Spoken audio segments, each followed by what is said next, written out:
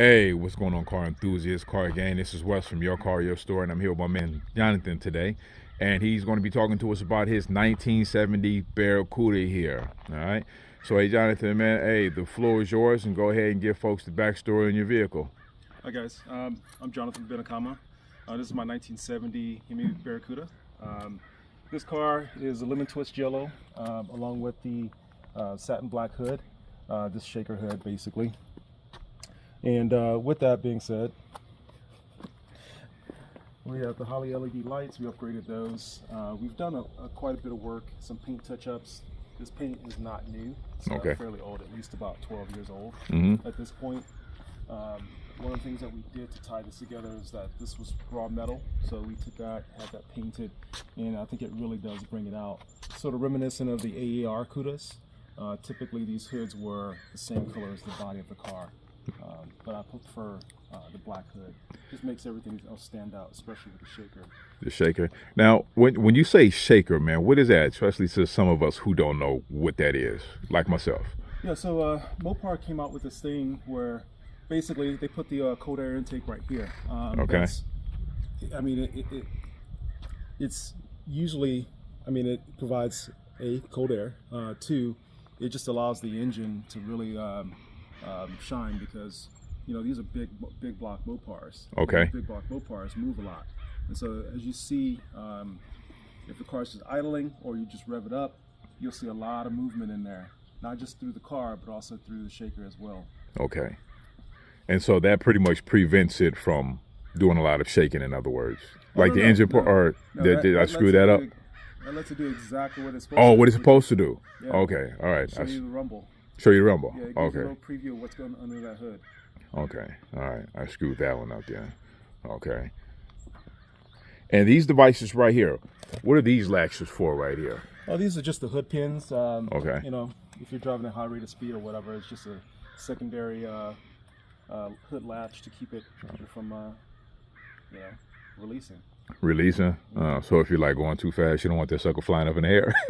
Yeah, a lot of these guys, you know, these cars were meant for Trans Am. They were in the Trans Am international races back in the day. Okay. These cars are meant to race. They came out basically bone stock, just motor, drivetrain, wheels, and brakes. Okay. Meant to do one thing and one thing only, which was basically street race on the track, or anything of that nature. Okay. All right. So pretty much a racing vehicle right here. Okay. Now I'm checking out these headlights up here. Are these like the original lights, fog lights, or you know, is that what that would be? Yeah. So these are original style fog lights. Okay. These are notorious. I've already replaced this one at least twice now. I'm going on my third one. But they always catch rocks. But yeah, those are original style fog lights that came with them. Okay. Original grill up in there too, because I know sometimes, you know, guys modify grills and stuff like that. Is that? Yeah, the grill is stock. Stock grill. Okay. Haven't touched it. Don't intend to. I think the design, the lines, the creativeness was captured. I don't see how I could best that design. Okay. All right. Sounds good. All right. And you said what color was this again? I mean, was it just a regular yellow, or was it some kind of canary yellow or something? Mopar had a plethora of colors depending on what you drove. If it was a Dodge or a Plymouth. Okay. In this case, the Plymouth, it was called lemon twist yellow. Lemon twist yellow. Man, I don't think I've ever heard of lemon twist yellow before, man. So that's a new one to me. Yeah. Okay. Mopar had a lot of high impact colors back in the day. Okay. And this was their lemon twist right here. It is a nice color though. Yeah, the bees love it. Yeah, the bees love it, huh? Yeah. Go back to Queen Bee right here. Okay. All right, what do we got going on over here? Anything? Over here, so some of the things that we kind of added to the car as of late are, you know, driver side mirrors and passenger side mirrors. The mirrors weren't period correct, so we went ahead and fixed that. There's some details when it comes to the driver's side that we had to modify these to be about 1.5 to 2 inches forward. Typically they set somewhere around right here, which when you're sitting in the driver's seat, it's almost, you know, based on what you're driving a new car, you're typically looking at your mirror up here. Yeah. And Mopar had them all the way back here. So actually right here fits best for us. Okay. We also changed the stripes out. So the car was actually a few months ago in a shop. It had taken on the driver's side a hit right here. Ooh, did it? One of the trucks, work trucks, was coming down a hill, and basically some tools came off, slammed into the driver's side, and so that necessitated the entire paint of the roof line, the quarter panels, to be redone. With that, the painter really thought that these being gloss black just really wasn't the thing. Okay. So we talked about it, and he said, "Why don't we do a satin?" And satin, I think, really does stand out. No, it does. Yeah, I like this satin look to it. And before it was a gloss on it. It was a gloss, yeah. So the tools hitting the vehicle is probably damage in disguise, huh? Yeah, it actually, that's what said about us getting the hood painted finally. The hood? Okay. It just tied the car in together, I think. Okay. Much better. And I see you got a satin back here also. Did that happen? Did you paint that? I mean, it is a satin. That right is a there, satin. right? Okay. I mean, that's typical of the Mopar or the Cudas. Okay. They typically had either the entire car matched itself, or there are pieces like this that were black. Okay. And man, I keep hearing you say Mopar. Man, what is Mopar? Yeah, Mopar stands for Motor Parts Corporation. That was the branch of Chrysler, Dodge, DeSoto, AMC, everything that fell under Chrysler, basically. That part, the Motor Parts Corporation supplied all the performance parts, along with just parts in general for Chrysler products. Okay, got it. All right, Mopar. All right, I see you got Mopar on the back on the license plate right there too. Yeah, the clever saying is Mopar, no car. Okay, Mopar, no car. And that's Hemi Cuda.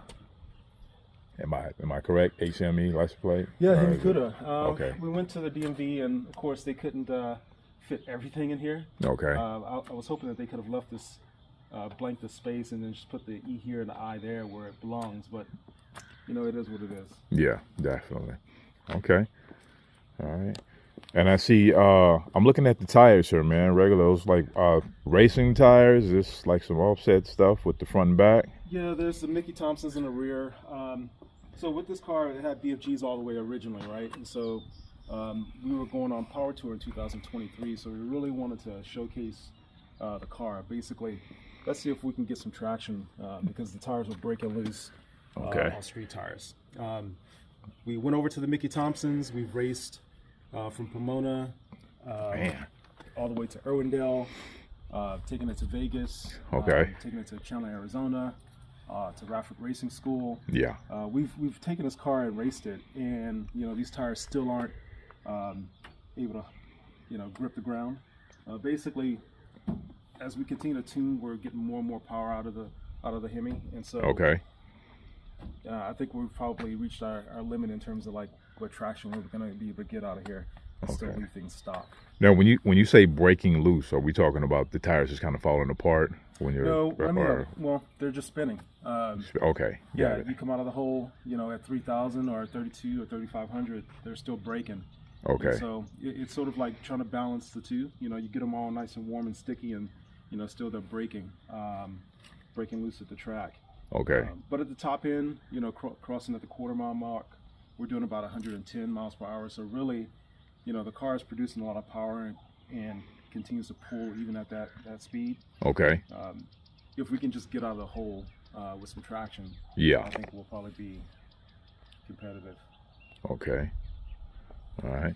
So I'm looking at the interior up in here, man. What you have going on in the inside up in here? So the interior is pretty much stock. Okay. You know, I like the stock appearance. If I was to change anything, I probably would change the gauges out for something that's more bright. But otherwise, it's a black on black interior, and I like it. You do see a little bit of the EFI. We did install EFI. We'll talk about that later, but you know, that's one of the displays there. Not necessarily fully integrated, but we'll get there. This is nice enough. Okay. And yeah, I'm gonna ask. I know you said we're gonna talk about it later, but EFI was electronic fuel ignition. Oh, okay. All right, electronic fuel ignition. Okay, let's see what we got going. All right, and everything here is pretty stock, original up in here. Or very stock. Very stock. Man, it is clean. It's super clean up in here, man. Wow. Yeah, sometimes I feel Sometimes it sucks because it is a clean car, and so you go race it, and then it's all dusty and dirty, and yeah, you gotta get it back to that level. Gotta go wipe it down again. Okay. All right. So what we got up under the hood? All right, so we detach it. Okay. Pull these foot pins without damaging the paint. Got it. Oh yeah, like a little spaceship right there. It sure is. Wow. So what we got under here is it's a dual carb setup, dual quad carb setup. We took Phytech's EFI system, dual quad setup, and we installed it here. Fabricated all the fuel lines from scratch, and same thing with the spark plugs. We went with the MSD distributor to tag along with the EFI. And then with the dual carb setup, we actually had to change out our base plate for the shaker. And so that was heavily modified in order to accept the EFI. Okay. And all the fitment requirements. Wow. Along with that, we still kept our stock fuel pumps on the low side of the EFI. We have the stock fuel pump. It provides low pressure to this, and then the sump pushes it up to about 54 psi to maintain the requirements of the engine. Okay, now what is this? What is that? This right here? Yeah. Yeah, that's the fuel sump. So basically, low side from the tank to the engine. The mechanical pump pulls, pushes it through this filter here, fills that, and once that's filled, then this pressurizes it up to the 54 psi, and then anything that's not used is then sent back to the tank. So that's the return there. Wow. Man, that seems like a whole lot going on for this vehicle, man. Yeah, it took a lot. We ended up having to pull the entire car apart. Okay. Just to get the wiring right, and to transfer the battery to the trunk. Yeah. Okay. Make a little bit more space. The EFI does work with the electric fans on the radiator. The electric fans on the radiator. Yeah, this was a custom built radiator by Matz & Sons, and I mean it does extremely well. Okay. The one thing that we should add is an oil cooler. We got a trans cooler, but we don't have an oil cooler, which if we're going to continue racing, it's definitely a necessary oil cooler. Okay. Yeah. And then more about it. It has manual brakes. Those work fantastic. Have no issues with those. Okay. In fact, it convinced us to go manual on the next build that we're doing. Okay. And then from there. Yeah, let me see. And I see we got shaker up in here, huh? Let me get that real fast. There it is. Shaker, baby. And as evidence, you can actually see the sticker. Oh. It's been worn away because that's how much movement this engine has, just ordinarily. Wow. Wow. Let me get this right here. That's Hemi Cuda. Wow. All that power is going through a 727 transmission into a 727 3-speed transmission into a 355 gear in the rear. Okay, 355 gear in the rear. So on the freeway at about 65 miles per hour, we're probably turning about 3,000 RPM, hopefully. That's probably where we get our best gas mileage. Okay. The one reason we went to the EFI was A, performance, but 2 was gas mileage. Gas mileage. With this car, we were actually getting, I would say, 35 miles to the tank with the stock setup, dual carb setup. Okay. And since then, we've gone to about 280 a tank. So if we're cruising to Vegas in this car, yeah, we might be turning 3,000 RPM, but we're going to get 280 miles out of that tank. Okay. Yeah, that's better than a whole lot better than what you were getting. Quite a cost savings. Like, yeah. You know, that was like, you know, just to drive it was at least $150 plus a day. Man, you know, so that's crazy. When you get to a point where you're at 30 miles and you're looking for gas, you're looking for another gas station. It's not fun. No, I know it's not, and especially if you're doing like a trip to Vegas or something like that. I mean, damn, how many miles you got to reach before you get to the next gas station? Yeah, that's quite expensive. Wow. Okay. The trunk is clean actually. We moved the battery to the trunk. The reason being is that, these Optima batteries, they said that they're gel filled, but we actually had a couple of them pop on us. They were putting out some acid. And so we decided to move it to the trunk. Oh, okay. All right. I'm over. All right. So I'm like, hold on. We got the battery in the back, but normally it's in the front, but you got it in the back for traction, weight distribution, or weight transfer rather. Okay. Man, I see the batteries in the back when it comes to, like, hydraulics cars with the pumps and stuff like that, lowriders and stuff, but I've never seen the battery in the back like this right here. So that's the first. Okay. Pretty nice. So you got a signature up here. What is that? Yeah, this is Don Perdone. He was a funny car racer back in the day. Real popular guy, along with his buddy. His last name was Armstrong. I can't remember the story, but the two of them, they were a very winning team. Okay. They raced a car that was similar to this called the Snake. Yeah. It was painted lemon twist yellow.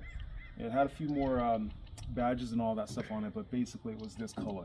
Okay. And the previous owner, when he saw the guy, he asked the two of them to sign the car, and they did. Oh, that's cool. You just kept the signature there. We're not gonna. it's a part of history. We don't own them forever, right? Yeah. Nice. Okay. Anything else special going on back here? Let me see. What's that? The exhaust? Oh, I saw you was about to close it up. All right. No, go ahead. I don't know. What is the? Let me see. Is this a special modification down here or anything special going on with these? Yeah. So we have exhaust cutouts. Typically, when you hear it normally quiet, or what this would, I guess you would characterize it as quiet. The exhaust is coming out the rear. Okay. And then the electronic cutouts, they're about right here. And so we're looking underneath the car. You could actually see them open and close based on what we're doing with it. Wow. And you say you can see them open and close, huh? Mm-hmm. You definitely can hear the sound. Oh yeah. The sound sounds real good. Firing it up earlier. Okay. You want to fire it up? Oh yeah. Let me I'm gonna get right in the back here again. Okay, we'll start out quiet and then we'll go to rowdy. Right.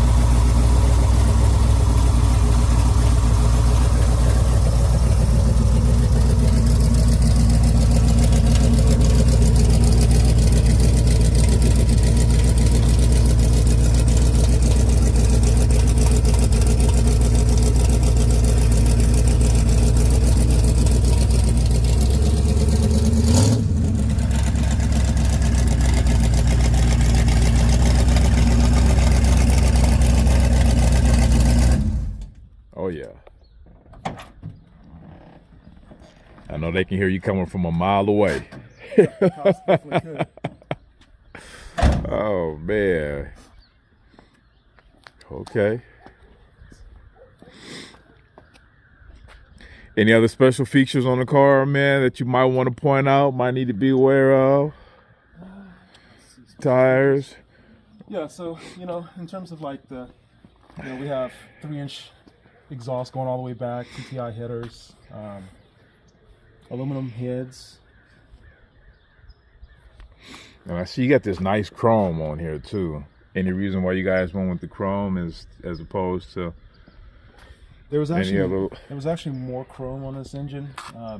We started taking things off because we started wanting to fit the car with more the aesthetic that was on the outside of it. Got it. So the chrome valve covers have stayed essentially because, I guess a little taste of it every now and then is not bad, especially when you tie in with the bumpers and the side view mirrors. Okay. But the alternator, the brackets, and things of that nature, it was just a little bit too much. Okay. So we started converting things to black. Okay. Anything that was flat or, satin at the most. Okay. It's still running the stock ECU. Most people ask, why didn't you take that off? Well, I don't know. Why didn't I take it off? We put it on there. We like it. It's not like we're going to go backwards anytime soon, but we possibly could. I mean, what is that for? What does that do? Oh, that was the old engine management control unit. Okay. So before the EFI, when we had 2 carburetors, this managed the spark and everything else. Okay, got it. All right, man. So, man, tell me, man, what's your most memorable moment with the car, man? Most memorable moment with the car. So, I was kind of raised by a World War II vet. Okay. He passed away in 2016 at the age of 110. 110? Wow. Yeah, his name was Frank Livingston, from Louisiana, which is where I kind of grew up. Okay. And, he and I used to work on cars a little bit. Yeah. He would tell me stories about, him driving Chrysler cars, Hemi this, Hemi that. And, at that age, 8, 10, 12 years old, that didn't really register to me because these cars weren't around, but he drove Dodges, all his life. And I think he drove a Coronet until, like 1988. Okay. Until he got rid of it. Right around the time we bought a Dodge Dynasty. But yeah, he would tell me about these cars back in the time where he was in San Diego, and San Diego was just, the 405 was just railroad ties and dusty roads back then. Yeah. And he told me stories about him just, up and down the 405 to and from Louisiana from here, driving Hemi cars. And one day when I was driving this car up the 405, it just kind of dawned on me like, goddamn, like this is what he was talking about. Yeah. So, obviously it had an impression upon me. Didn't quite realize it until, my 40s when we got the car, and then started working on it and got it on the road. But yeah, I think that's probably one of the proudest moments for me personally. Okay. And then maybe the other one was when we first got the car. We came out, the car didn't start, and I was looking for it when I went to look at the car. Okay. We got this car from Ben. So the guy, he was a club member, and so I'd seen the car. Yeah. Hadn't really touched the car or really just paid much attention to it other than once or twice seeing it in like 5 or 7 years. Okay. The car stayed in the garage. Okay. But I guess the prominence of keeping that really was because the reason why I didn't start, and I knew it wasn't starting because it was a ground issue. And yeah. So as soon as I looked at that box, I asked him if he had any spare wire or wire clips or anything like that. Okay. And so I just rigged up something, grounded the box to the chassis or the engine. Yeah. And the car started up. And when it started up, I realized that this car was mine. Okay. And, the wife came over to see it, and she was like, "Are we getting this car? When are we getting this car?" And yeah, we made it happen. Okay. So, man, I'm asking, man, how much did you get it for at that time? Well, I would say based on prices today, it was more than affordable. It was quite a bit. I mean, I had to sell 2 cars to finish paying off what I owed on it. But other than that, yeah, we we let's just say we raided the banking accounts, and we sold some cars to make this happen. Okay.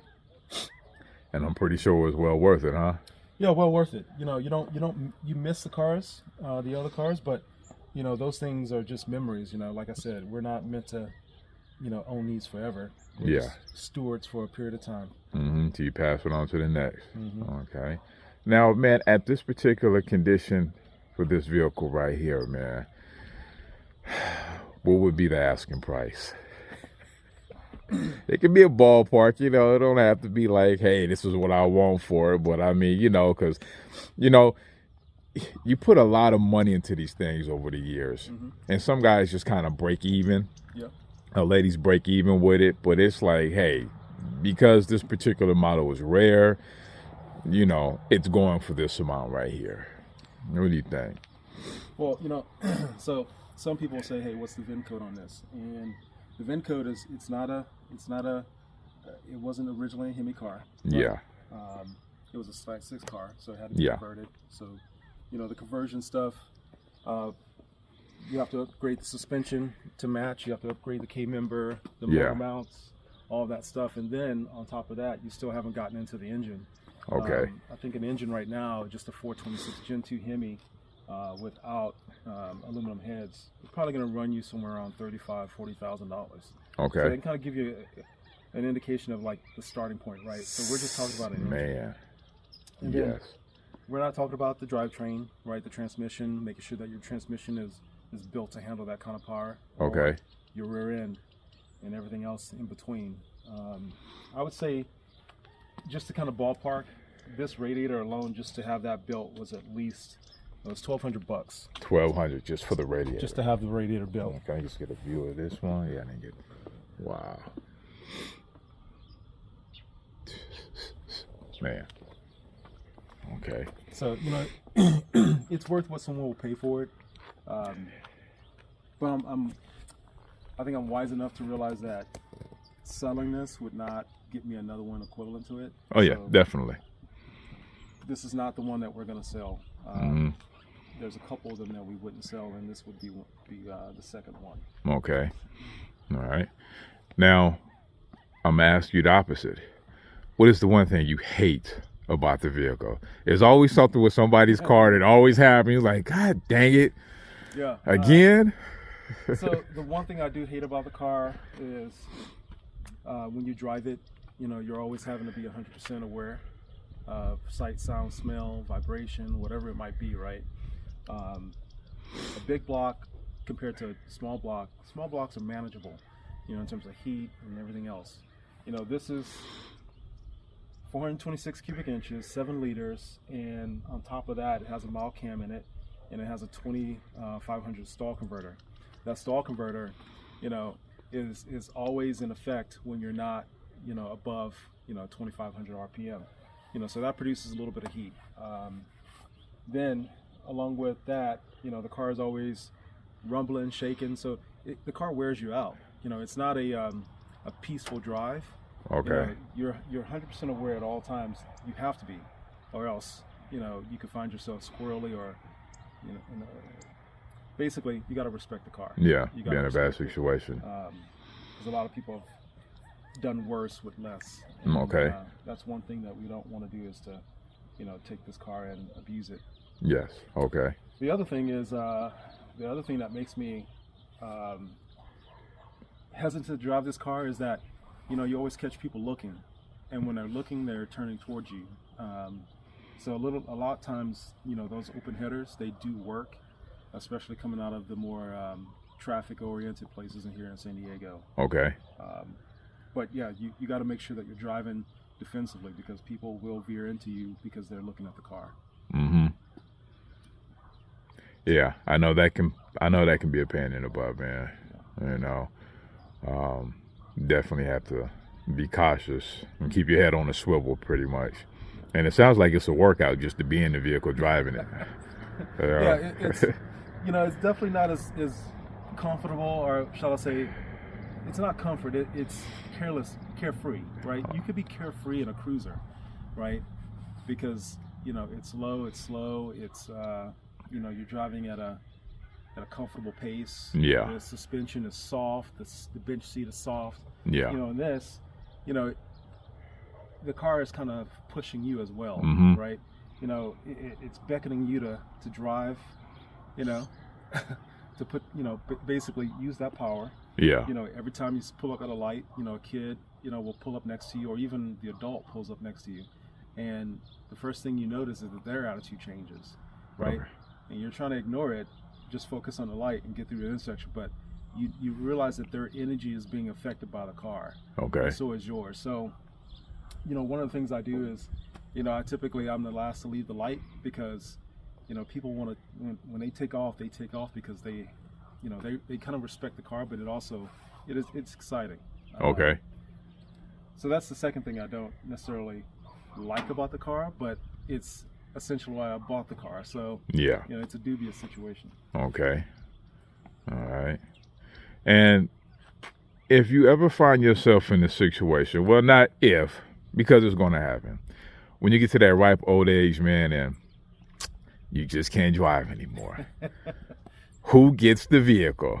Well, right now, you know, people have seen my daughter. My daughter fights to get into the driver's seat. She's only 4 years old, but when she sees this car out, her first thought is to run beeline for the driver's seat. She gets in, and the second thing she does, she taps the passenger seat, like, get in. Okay. Right? So that's what's eventually going to happen. I think she really loves this car. Yeah. She gets excited every time you romp on the gas. Okay. And yeah, you sell the house. We bought her cars before she was even born. So yeah. At this point, she's already into it. She's already into it. Yeah, and she got all kind of car accessories around her. Yeah, I've seen her hopping in her big remote control vehicle, right? The power. Yeah. So she ready to go. All right, well, we already know where the car is going. Okay. All right, man. So is there anybody else you want to shout out, you know, that possibly helped you along the way with the vehicle? I mean, you know, y'all know we mentioned the wife, you know, she was there since day one. So, you know, any shout outs or anything? Yeah, definitely, Melissa. You know, I always tell young guys, like, and girls, because you know, dream killers come in all forms, male or female or whatever else, right? And anyone that you're dating who does not have a passion for the things that you have a passion for, I mean, anything in life, get rid of them. Because, you know, you don't need a person that tries to kill your dreams. You need someone who enables those things. Definitely. And if I was anything I was going to say about my wife is that she says yes too often about cars and everything else, but she also likes them. You know, there'd be plenty of times where I've gotten back from, you know, a deployment, and she's like, "Hey, we should go look at this truck." Okay. You know, that's how we ended up with the 60 D100 that's under the tarp. You know, or we should go look at this. We should go look at that. And so, a lot of times, cars that we've bought and sold have been because she wanted to go and look at those cars, and we've enjoyed them. Okay. Cool. What was the question again? No, it was just you know, who are you going to get a vehicle to, you know, and then you know, anybody you want to send a shout out to. So I mean, any of the anybody in the car group, or anybody, you know, specifically people to help you with the engine or the rebuild or anything like that. Yeah. So the Matson Sons, they built the radiator for me. Yeah. Okay. I went up to their shop in Orange County and Matson Sons told them exactly what I had in terms of engine and all that. In fact, I just brought the car up there. Okay. And, he had already had the schematics, the drawings for this radiator. So he built the triple bypass radiator for me. And this thing works damn good. I mean, cooling this engine, this thing puts out a lot of heat. And yeah, I'm sure it does. You know, it keeps it running cool. Okay. You know, one of the things I will say is that I do have the Phytech under here. It took a while for them to configure it to Mopar specifications. Okay. And what I mean by that was just the internal wiring, right? You know, in terms of fuel injector, brain, and all that stuff. You know, depending on the make and model, the wiring has to be pinned out for that particular engine. And so for a while, we never had a good working EFI system.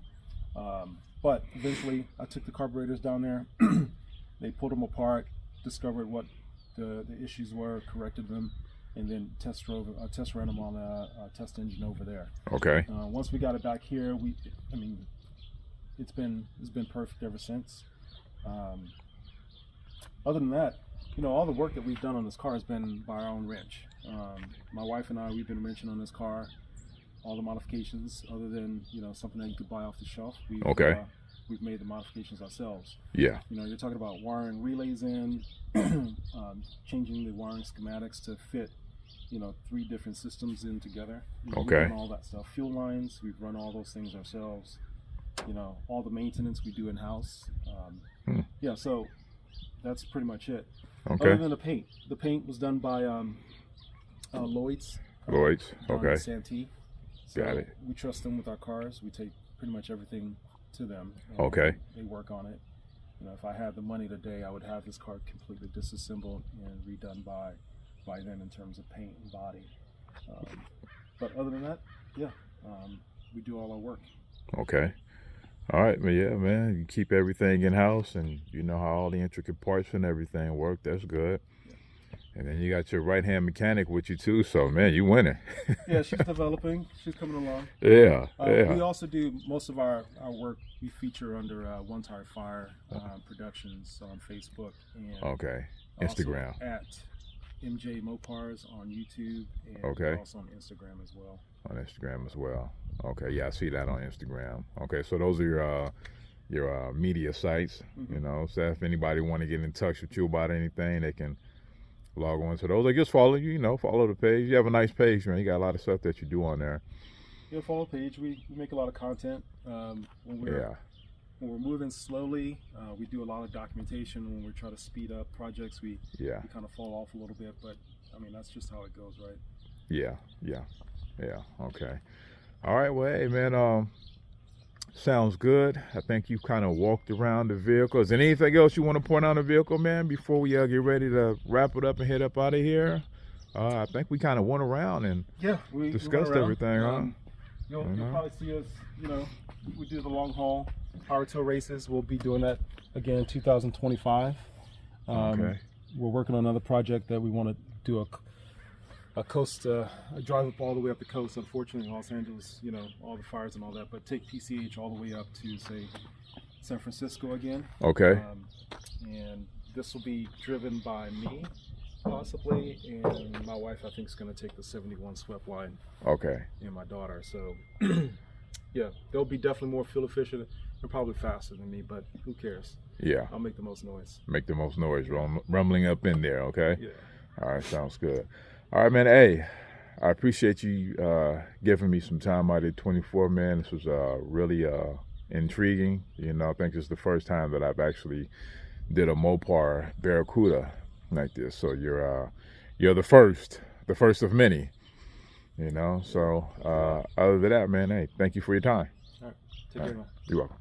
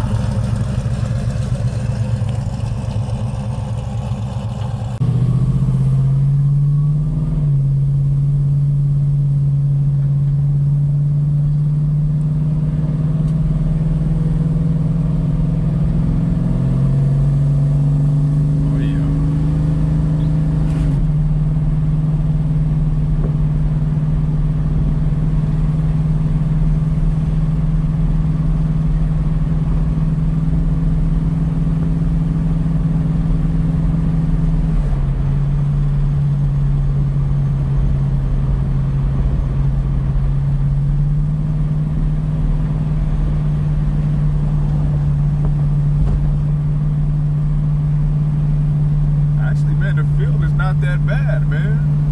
Actually feels pretty comfortable. Yeah, it does ride real nice.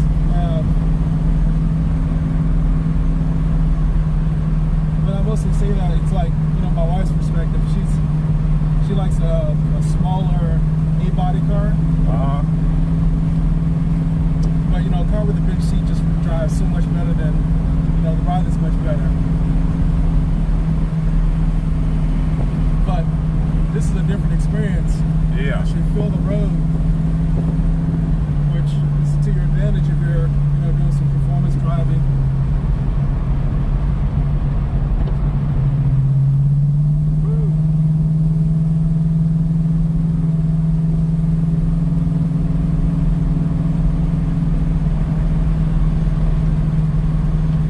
fast have you got? How fast have you got it up to? Taking it up to? Well, somewhere around 130. 130, man. Do you get a whole lot of shake in the steering wheel or anything once you get it up to that speed? No, it actually smooths out. So it smooths out, and you know, one thing about these Hemi engines that, you know, they were produced, or at least the concept design was produced. Yeah. And so they were meant to continue building power the higher the RPM was. Okay. So like with this one, you know, I think we've taken it up to like 5,000 RPM, and it just continues to pull. You know, and it's a question of like, when do you pull back? Okay. So that's really been the only thing that's ever kept us from, I guess, testing the limit, I guess. You know, that and being out in the middle of nowhere between, you know, Los Angeles and Vegas. Yeah. And you just don't want to get stuck. No, I hear you. Okay.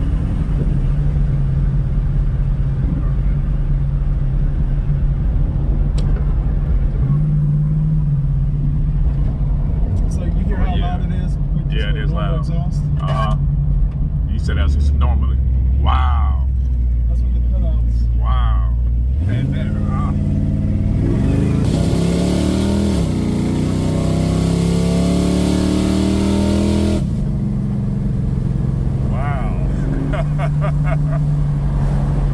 I felt that all through my body. Oh man. Yeah, I felt that one. So that's just the street tune. That's not the track day tune. But that was the what again? Can you repeat that? Conservative street tune for gas mileage. Okay, conservative. Okay, got it. Yeah, the track tune is a lot more aggressive, and so you know, we kind of dial it out. You know, we detuned the accelerator by about 20%. Okay. So you never get full accelerator pedal at full throw. And then we've also pulled up some timing out of it. You know, taking some gasoline out of it, so we can drop the EFR a bit. Take some of the richness out of it. Because over the next few months, we're just driving the car, and so, you know, doing too much all the time, I guess, is not necessary. Okay. Man. But there's another test and tune day at the track, and we're considering going to it, but it's only an 8 mile, so, you know, you don't really get much out of that other than having some fun. Man. Yeah, that definitely was a different feel, man. Yeah. Thank you.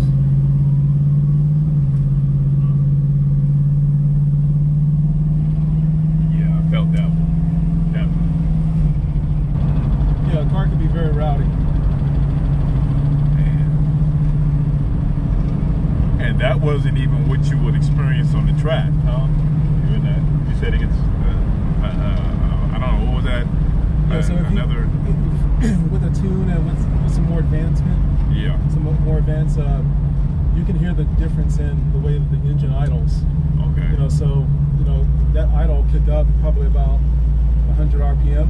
Yeah. And it'll be a more harder thud. And of course, you know, you're at that point where, you know, you're pedaling it and the car is just ready to go. So, you know, when you go to do a burnout, you know, it's alive. But like this right here, this is what we'd be doing if we're, this is the kind of tune that we'd have if we're headed to like Vegas or someplace far off. Yeah. You know, still enough to have fun, but, you know, conserving the gasoline, trying to get there, you know, with some money still in your pocket. Yeah. Not spending it all on gas, huh? Yeah. Especially with these crazy prices nowadays. Yeah, it used to be that we would leave the house with the dual carb set up. We would leave the house, drive to Oceanside, fill up, have some fun over there, you know, just cruising. Yeah. Then before we come home, fill up again. And sometimes just in town you fill up again because, you know, you got through 2.5, almost 3 tanks in a day. Wow. Damn. And that's all just in one day. It's all in one day. All in one day.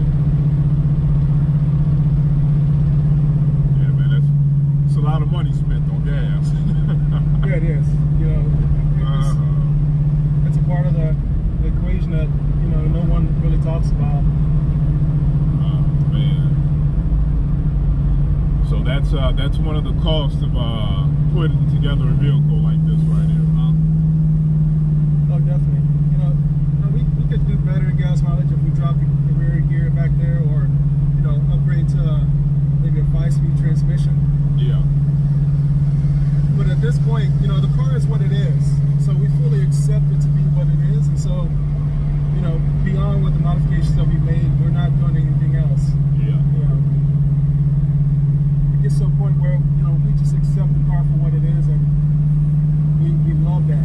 We love the fact that the pluses and the minuses are what's part of the character of the car. Okay. The car was meant to do things like this, or at least be what it is, and that's what we enjoy it for. If we want a more comfortable ride, we'll change out, swap out a car, and drive something else. Yeah. Okay.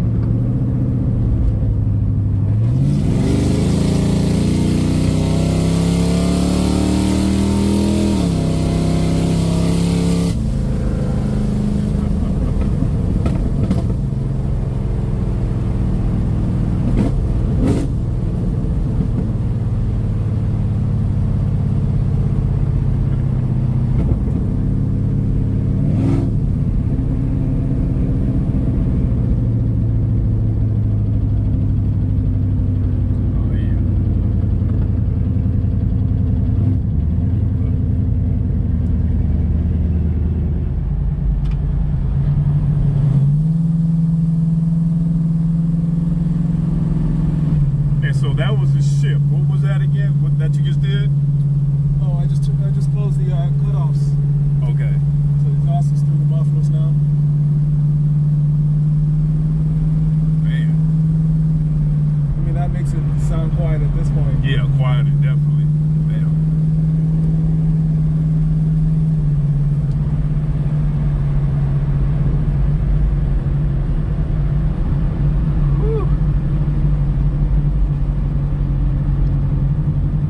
Some of these hills kind of go up and down, so if you want to do some shooting right here, or you can go back the other way. Yeah, I don't know if you want to get something where if I'm out on the side right here, you just kind of picking up some speed a little bit driving by. Just pass you. Yeah, so I don't know, maybe if you could drop me off right here, then you can go down, bust U-turn, and come back up? Sure do. Okay, all right. I'm going to get out now. Oh, let me hurry up for the car back in. Oh, shoot.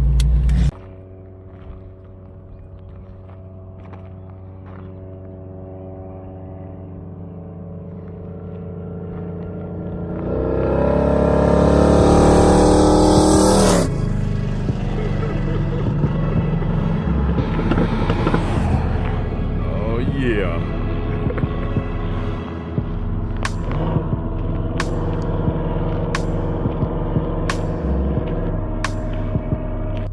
Now that was a Barracuda, baby.